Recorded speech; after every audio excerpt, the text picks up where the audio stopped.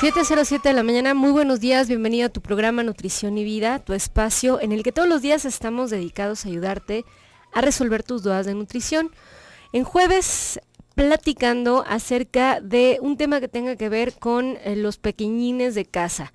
No le cambies, tú hombre que nos estás escuchando el día de hoy, no le cambies, es un tema realmente interesante porque no solamente tiene que ver con los pequeñines, tiene que ver con el crecimiento en general. Y vamos a hablar de un tema interesante, vamos a hablar de la vitamina D y su, digamos, relación con cómo va a ayudarnos a que los huesos o el calcio se fije de manera normal a nivel de hueso. Entonces, hoy vamos a platicar de la vitamina D y el crecimiento. Así es que, si te interesa el tema, recuerda que puedes comunicarte con nosotros a través de los teléfonos en cabina 3122 1190, 3647 1883. Mensajes por celular, escribe la palabra XEBBB.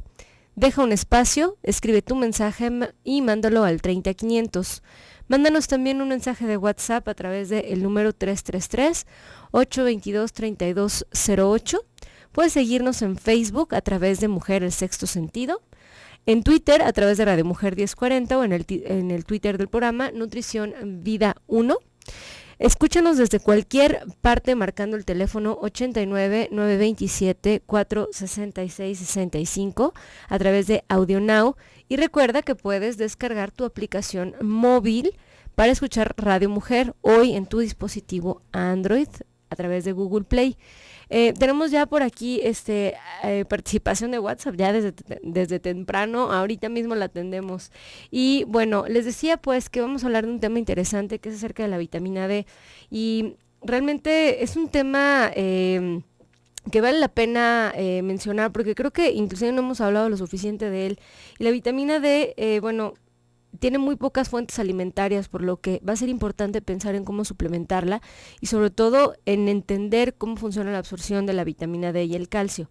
Así es que bueno, antes de empezar con el tema, quisiera que nos fuéramos a nuestra sección, que ya saben que en jueves hablamos de ideas que te pueden servir para tener tanto snacks como desayunos saludables para los pequeños de casa. Rápido, fácil y muy nutritivo. Anota el lunch de hoy. Bueno, hoy les voy a dar una receta que me encontré muy sencilla, de una especie de, ¿cómo llamarle? Como tortitas de espinacas. Y entonces, ¿qué vamos a hacer? Vamos a necesitar, bueno, lo estoy pensando también porque ahorita quizás tengas más tiempo de hacerles un desayuno más completo a los niños. Ha sido muy chistoso porque yo normalmente, les voy a decir, yo no me dedico a niños, no es mi especialidad, es un mundo aparte la pediatría, pero de repente me los llevan como para hacerles una evaluación de peso, estatura y demás. Y siempre les pregunto, ¿no? ¿Y qué desayunas? Y entonces la primera respuesta es, ¿en escuela o ahorita?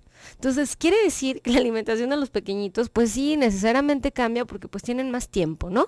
Tanto la mamá como los pequeños de casa. Entonces, si tienes más tiempo, hazles algo más completo. Una buena idea es, acuérdate, ayudarte a ti misma a que las verduras estén presentes en las comidas de tus niños. Ayudarte a ti me refiero a que el hecho de que tus hijos tengan un consumo adecuado de verduras en la dieta te va a ayudar a que el pequeño esté con más energía, que evite enfermedades y que no esté estreñido, porque luego un problema como muy común en los niños es que están estreñidos y volteo y pregunto, ¿y las verduras? Y no hay en la dieta, ¿no? Entonces, pues que no les extrañas, es que vamos buscando el consumo de verduras en la dieta. ¿Cómo lo puedes hacer? Con unas tortitas de espinacas. ¿Qué vamos a necesitar? De entrada, 1 kilo de espinaca fresca.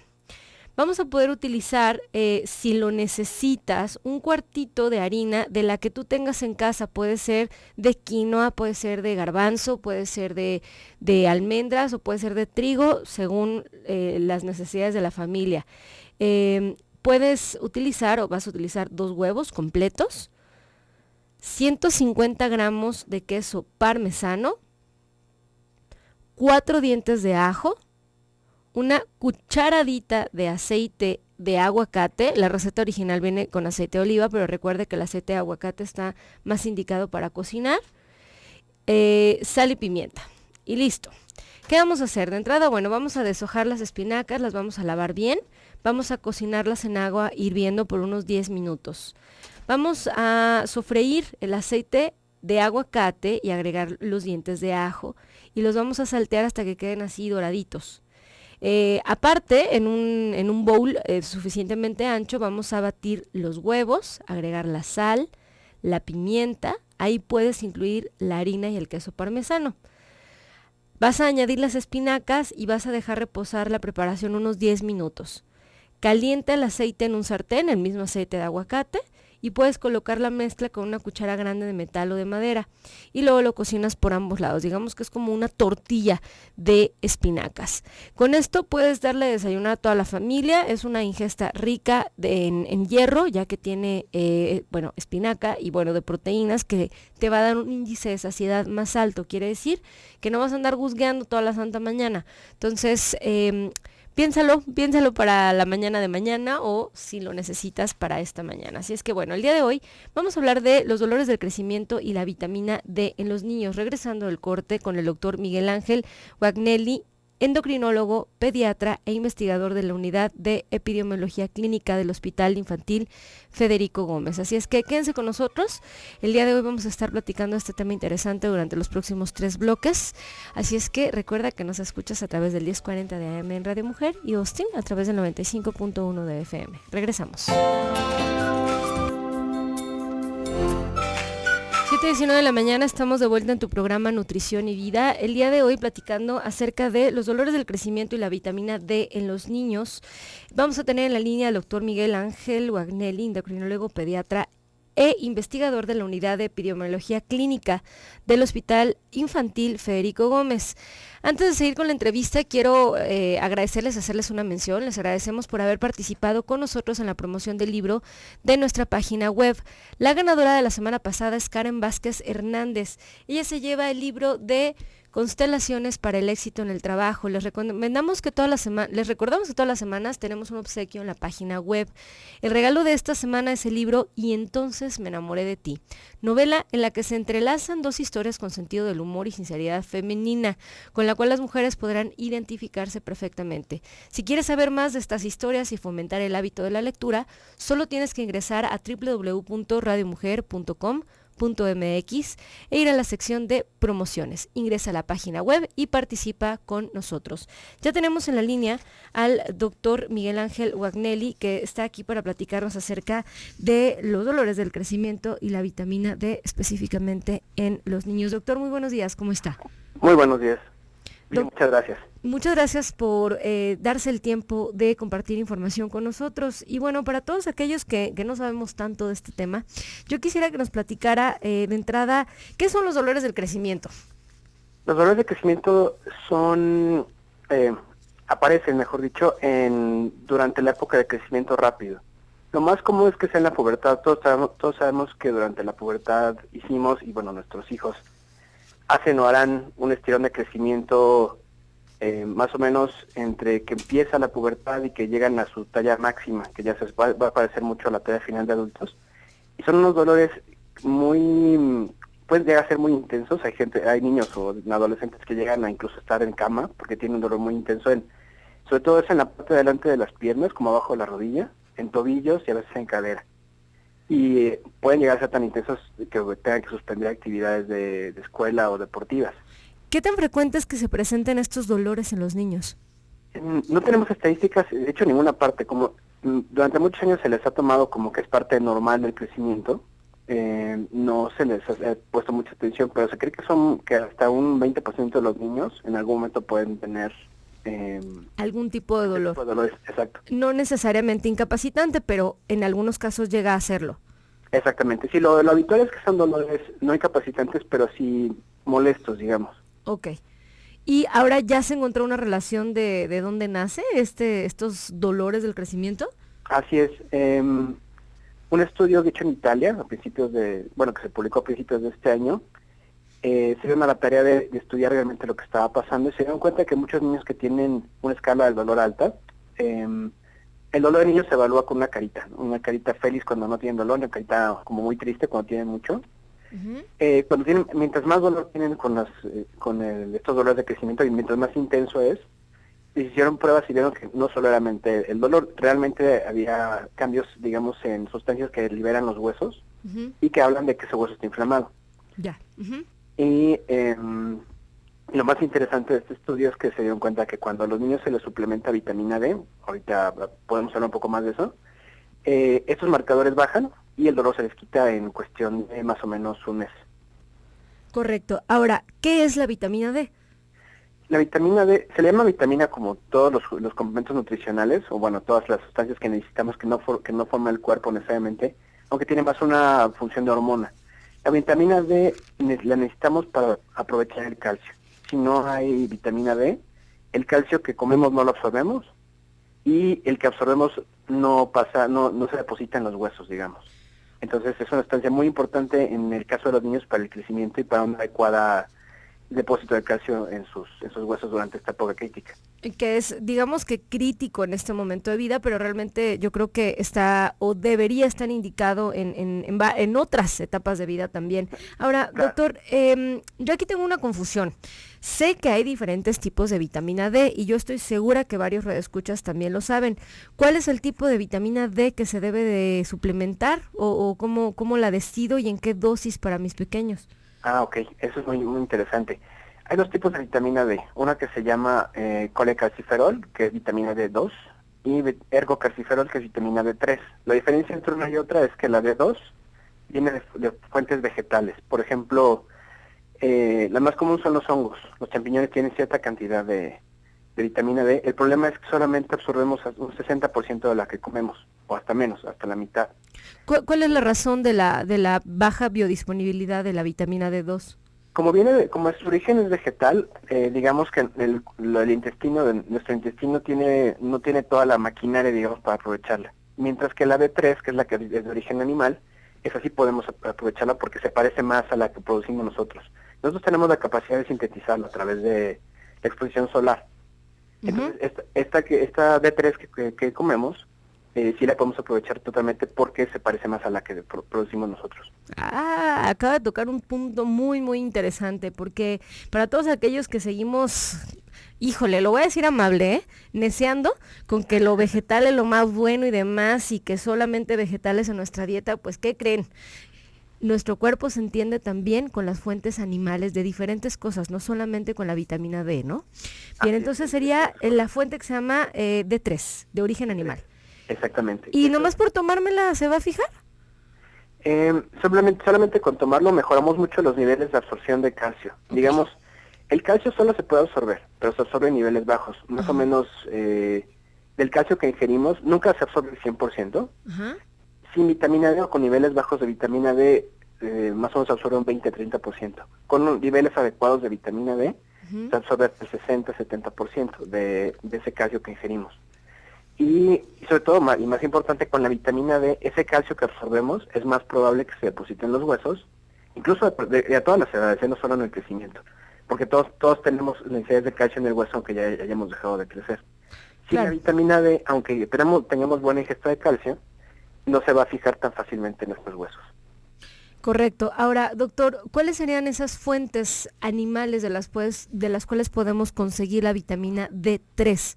Las fuentes más ricas son pescados, que son los pescados, sobre todo de vida libre, al estar expuestos al sol. El sol es el que finalmente causa todos estos cambios en los seres vivos para sintetizarla.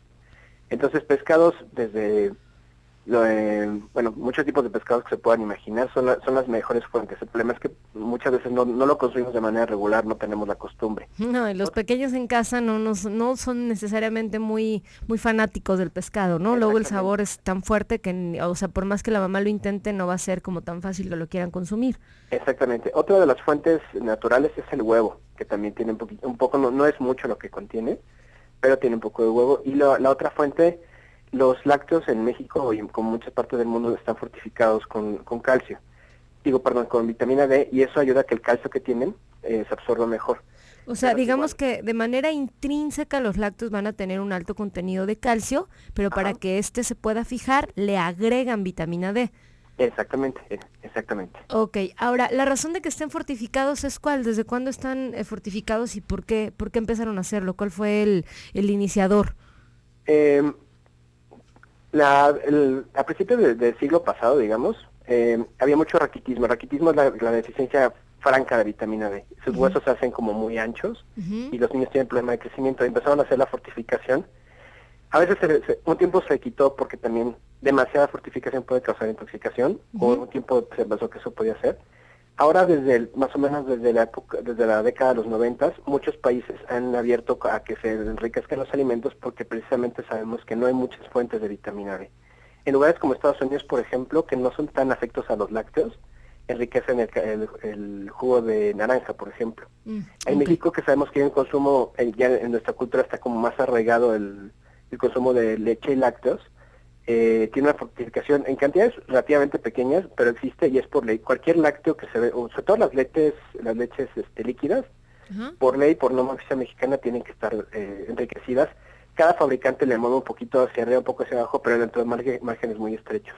Ah, correcto. Ahora, cuando nos referimos a lácteos, ¿estamos hablando de leche y yogurt específicamente o también, por ejemplo, de lo que algunas personas, yo sé que no son lácteos, pero algunos todavía tenemos la confusión de que los quesos, por ejemplo, son lácteos? ¿Se considera también que los quesos están fortificados con vitamina D3? Los quesos les queda poco. Realmente la fortificación se hace generalmente con la leche líquida ya que está por procesarse, entonces a los quesos les queda poco. Correctísimo. Pero sí son la leche, los yogures y otro que también se fortifica y que normalmente se lo concentra con más facilidad es la mantequilla. La mantequilla tiene una buena cantidad de vitamina D. Correcto, doctor, le voy a pedir que se quede con nosotros regresando del corte. Vamos a seguir platicando acerca de los dolores del crecimiento y la suplementación de la vitamina D en los niños. Quédense con nosotros, estás en el 1040 de AM. Regresamos.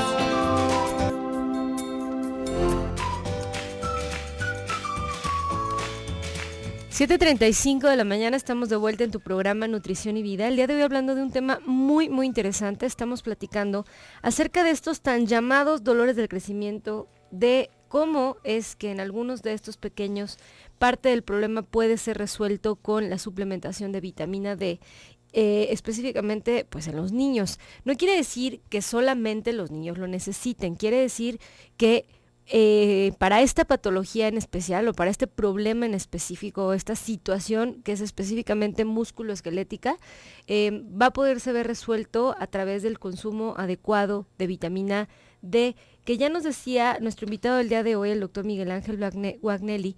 Él es endocrinólogo, pediatra e investigador de la Unidad de Epidemiología Clínica del Hospital Civil Infantil, que además les voy a decir, y ya lo habíamos mencionado en otros programas, endocrinólogos hay muchos y todos son buenos, pero que sean especialistas en niños es difícil de encontrar y pues hay que tomar de verdad muy en serio la opinión de este doctor. Y bueno, doctor, estamos de vuelta platicando acerca de habíamos quedado en el corte anterior de las fuentes de la vitamina D, que ya decíamos que es difícil encontrarlas y entonces que va a haber alimentos que estén fortificados, ya decíamos los lácteos, específicamente las leches líquidas, que en Estados Unidos el jugo de naranja, por ejemplo, y que también la mantequilla se ve fortificada. Ahora, ¿solo con consumirlos yo voy a tener una buena absorción del calcio? Para los niveles que tenemos ahora de fortificación en México, puede ser que nos quedamos un poquito cortos. Lo que se recomienda es, para poner un poquito cifras y que tus escuchas te puedan poner un poquito más en contexto, se recomienda que consumamos entre 400 y 600 unidades internacionales de vitamina D al día. ¿Esto es para paciente pediátrico o para adulto? Eso en general para adultos. Okay. En las otras recomendaciones puede ser incluso más altas, dependiendo de la fuente que leamos, digamos. Pero más o menos es lo que se recomienda para el público en general. Ok, ¿esto es además del calcio o del calcio que ya digamos que consumo en mi dieta de manera normal? No, esto es de vitamina D. Bien, correcto. Ahora, además de la vitamina D, ¿voy a necesitar calcio suplementado o puedo hacerlo solo consumiendo alimentos en la dieta? Lo ideal es que sea solamente de la dieta. Lo que sabemos, cada vez tenemos más evidencia, han hecho estudios grandes. El calcio que se consume en forma de suplementos tiene mucha menos absorción que cuando viene de fuentes naturales. El calcio que consumimos, como muchos alimentos, si no viene en su fuente natural, que muchas veces tiene sustancias que ayudan a que se absorba más fácil, el cuerpo no lo aprovecha igual. Entonces lo ideal es el calcio consumirlo de fuentes naturales, es decir, que venga en el alimento del que provenía originalmente. Bien, vamos a ayudarle a los radioescuchas a poner, como usted dijo, en contexto, ¿cuáles son las fuentes de calcio o los alimentos que tienen un mayor contenido de calcio? Igual que muy semejante a lo que hablábamos con la vitamina D, el calcio, la principal fuente que tenemos son los lácteos igualmente. Porque otros alimentos que normalmente se les considera fuentes naturales de calcio, como pueden ser muchos vegetales, incluso como la tortilla en el proceso natural de nixtamalización, como se corta la grasa para que se pueda hacer tortillas y el maíz se puede convertir en tortillas y masa, se le pone calcio, pero la disponibilidad que tiene es baja. Entonces, la fuente que se recomienda con mucha más frecuencia hoy en día son los lácteos. Como algo biodisponible, que quiere decir que tiene la capacidad de absorberse en el cuerpo. Es correcto. Es correcto, muy bien. Ahora, doctor, entonces, si yo me dedico a estar consumiendo el número de lácteos que necesito en mi dieta y lácteos fortificados, entonces ¿ya voy a estar bien o necesito hacer algo más? En general, eso se considera que es suficiente. Para mejorar un poquito más los niveles de vitamina D en sangre, se recomienda algo que se le llama la exposición responsable al sol. Todos sabemos, y sobre todo quienes tenemos contacto con niños, que no es buena idea tenerlos tanto tiempo en el sol, ¿no? Tal vez el tema de la protección solar y evitar las lesiones es muy importante. Los dermatólogos siempre recomiendan que nos pongamos protección solar, pero sabemos que si nos exponemos una parte del cuerpo, brazos y piernas, digamos, 5 o 10 minutos al día, en las horas que no son horas pico, que son de las 9 a las 11 de la mañana o de las 4 a las 6 de la tarde, que no es la exposición más fuerte, podamos sintetizar más o menos hasta 10 veces lo que podríamos ingerir por la dieta. Quizás usted me puede orientar un poco.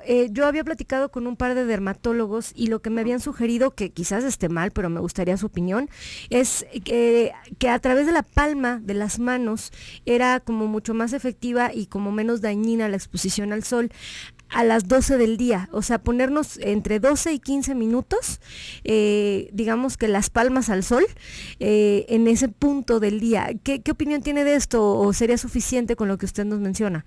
Las dos estrategias son igualmente válidas, dependen un poco más de como los hábitos de cada quien, el momento en el que le gusta exponerse. Ya. Las asociaciones de nutrición, de endocrinología, mejor dicho, lo que recomiendan es esto: quienes se dediquen a estudiar vitamina D, esa es la recomendación que hacen. Sé que esto es lo que dicen los dermatólogos son efectivamente mucho más cuidadosos en cuanto a que utilicemos mucho el bloqueador y que no nos expongamos, pero creo que esta que se llama exposición responsable es muy poco el tiempo, no alcanza a tener un daño importante en la piel, considerando que después de eso nos protegemos. Minutos al día puede ser suficiente y la cantidad de vitamina D que se puede producir es bastante y de muy buena calidad, digamos. Correcto. Ahora, tenemos radioescuchas que están en una parte diferente de México. Entonces, ¿la recomendación de la exposición responsable al sol es igual aquí en México que en otros países? Sí, ese es igual. Son independientemente de la zona en la que se puedan encontrar, los 10 minutos en esas horas no pico es lo importante. Eso, por ejemplo, en otros lugares más al norte, como en Estados Unidos, en Europa, es difícil en invierno, por ejemplo, porque ahí no tienen suficiente sol ni siquiera en las horas pico. Ahí tienen que suplementarse, son otro tipo de cuestiones. Pero en México, todo México está en la misma zona, o en una zona donde tenemos una buena cantidad de sol durante el invierno, entonces la recomendación es igual. La recomendación para México al menos sí es igual, correctísimo. Doctor, y yo estaba leyendo en algunos artículos pues que decían acerca de estos tan llamados dolores del crecimiento, que lo que habían encontrado en los pequeños pues era una deficiencia de vitamina D. ¿Por qué se da esta deficiencia de vitamina D en los pequeños? Precisamente, esto no solo es en México o no solo en América Latina, encontramos, la gente que se dedica a investigar esto en todo el mundo. Muchísima gente, sobre todo los grupos más importantes son niños y mujeres embarazadas, hay niveles muy altos de deficiencia de vitamina D. Durante muchos años se estuvo bajando la suplementación de vitamina D, la fortificación de vitamina D en los alimentos, y lo que tenemos en los alimentos es realmente poco. en muchos lugares no se consumen otras fuentes de vitamina D, y lo que se encuentra en muchos lugares, estamos en niveles como muy apenas para salir del paso, por decirlo de alguna manera, pero hay otros en los que de plano, cuando dependen de la exposición solar, por ejemplo, en lugares al norte, en invierno prácticamente no tienen vitamina D. O sea, es exclusivamente por estilo de vida, digamos, o sea, es por consumo y por falta de exposición al sol, nada más. Exactamente, sí, porque realmente una dieta que contenga una buena variedad de alimentos enriquecidos en vitamina D, que son principalmente los lácteos, como ya mencionábamos, y un poco de exposición solar de manera responsable, con eso debería ser suficiente. En muchos casos, por ejemplo, hay niños que no pueden consumir lácteos por diferentes motivos, generalmente cuestiones de alergias o de intolerancia. En esos casos hay que tener muy presente que si no tienen esta fuente, estos sucedáneos que hay de leches, como que se llaman lechadas de soya o de almendra o de otras fuentes, no tienen la misma fortificación ni la misma cantidad de calcio. Entonces, en ese tipo de casos es importante suplementar a los niños, ahí sí, con calcio y con... Pero sería exclusivamente en aquellos que tengan algún tipo de intolerancia, ya sea a la proteína de la leche o al azúcar de la leche, ¿no? Bien, quédese con nosotros, doctor. Regresando al corte vamos a seguir platicando acerca de cuáles fuentes vamos a seguir consumiendo para evitar los dolores de crecimiento en los niños. Quédate con nosotros, estás en el 1040 de AM. Regresamos.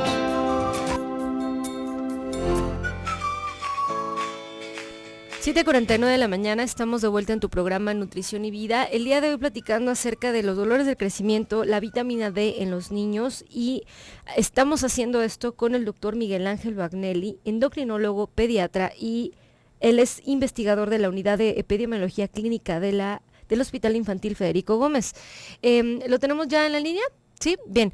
Doctor, bienvenido de vuelta. Y tiene algunas dudas del público que me gustaría ver si nos puede ayudar a resolverlas. No son específicamente de pediatría, pero creo que puede ayudarnos a orientar a los radioescuchas. Me dice por aquí: gracias por este programa y gracias por el invitado. Dice, tengo tomando 10 años ácido alendrónico, es Sinostep. Dice, me gustaría saber qué consecuencias tiene. Tengo 60 años y desde hace 10 años tengo osteoporosis. ¿Qué le podemos decir a esta radioescucha? El ácido alendrónico es un medicamento que se utiliza precisamente para cuando se detecta en algún momento en una densitometría una densidad ósea baja, con riesgo de desarrollar osteoporosis, prevenir que el hueso se siga descalcificando y protegerlo de que tratar de que no empeore, digamos, su condición. En las consecuencias, se ha estudiado durante muchos años, se deposita durante mucho tiempo este medicamento y no se sabe que tenga alguna consecuencia a largo plazo, pero sí es muy importante que a pesar de que se tome este medicamento, también se fortifique la dieta con calcio y vitamina D, porque si no se tiene, aunque se tenga medicamento, si no tiene sustrato con que hacerse fuerte ese hueso, ya tanto con vitamina D para absorberlo como de calcio para depositarse, ambos son complementarios. Correcto. Y pregunta que qué alimentos le ayudan, pues ya dijimos que los lácteos fortificados, ¿no? Es correcto. ¿Cualquier lácteo está fortificado o tenemos que buscar específicamente algo en el empaque? Pensar un poquito sobre todo en la cantidad de lácteos que se tienen que consumir para lograr estas metas de las que hablábamos, ¿no? Tener como la cantidad suficiente al día. Uh-huh. La leche tiene vitamina D, tiene calcio, pero, por ejemplo, para tener nuestra necesidad tenemos que tomar una gran cantidad de leche al día. Entonces, pueden ser en ciertos casos demasiadas calorías, por ejemplo, para ciertas personas. Entonces, combinar leche líquida con otro tipo de alimentos, como puede ser los yogures, como puede ser los quesitos petit suisse, que son como un poco para los niños, que tiene también una buena concentración de calcio y vitamina D. Uh-huh. También combinando varios alimentos de varias fuentes, es como podemos lograr tener esta cantidad suficiente. Correcto. Nos dice por aquí también, dice Marilú Malvido, dice, tengo 56 años y mi médico familiar del seguro me da calcitriol. ¿Es correcto? ¿Me funciona? El calcitriol es la vitamina D ya procesada. La vitamina D que nosotros consumimos o que producimos en la piel tiene que pasar por 2 pasos, digamos, para que sea completamente, tenga su potencia plena. Entonces, esa parte la hace nuestro cuerpo. El calcitriol ya es es un medicamento que ya tiene esa vitamina D ya procesada, está lista, está con su potencia completa. El problema es que el calcitrol, como ya está procesada, ya está lista para utilizarse, a veces llega a ser demasiado potente, y entonces cuando se utiliza por tiempos prolongados, entonces sí puede llegar a ser un poquito tóxica, en el sentido de que si se acumula demasiada, puede haber demasiado calcio en la sangre. Lo que es recomendable siempre es darla por periodos cortos y siempre estar monitorizando tanto los niveles de calcio en sangre como los de vitamina. Ah, correcto, o sea, hay que estar haciendo un como monitoreo. Ahora, ¿qué es lo que vamos a monitorear? ¿Qué se mide? ¿Vitamina D y calcio o se mide qué? Principalmente calcio. Lo que puede causar es que se eleve el calcio en sangre, y en algunos casos cuando esto se persiste de forma prolongada, el órgano que más se impacta, digamos, es el riñón. El riñón puede empezar a tener riesgo de desarrollar cálculos, porque como todo ese calcio se tiene que eliminar por la orina, se empieza a depositar. Entonces, esas son las dos cosas que tiene que monitorizar cuando hay niveles altos de, cuando se está utilizando calcitrol, niveles altos de calcio y los riñones. En los riñones, o sea, ver cómo está pudiendo ser filtrado, digamos, ese calcio extra en la dieta. Ahora, doctor, ¿cómo puedes saber los radioescuchas si están teniendo niveles bajos de vitamina D? Yo sé que si tú vas al laboratorio y dices que quieres que te midan vitamina D, hay varias vertientes. ¿Cómo decidimos en quién y cómo? La prueba más útil para hacer la vitamina D, que precisamente como ya hay más conciencia de esto, más el laboratorio lo tiene y ya no es tan caro como era hace unos años, la prueba se llama 25-hidroxivitamina D. Es una prueba que cualquier laboratorio tiene casi siempre en 2 o 3 días, no es muy cara, y esa es como la fuente más fiable. En muchos sitios de internet, muchos que se dedican a estudiar todo esto de calcio y vitamina D, incluyendo uno, el de la Fundación Internacional de Osteoporosis, que tiene su capítulo local de América Latina y tiene su capítulo de México.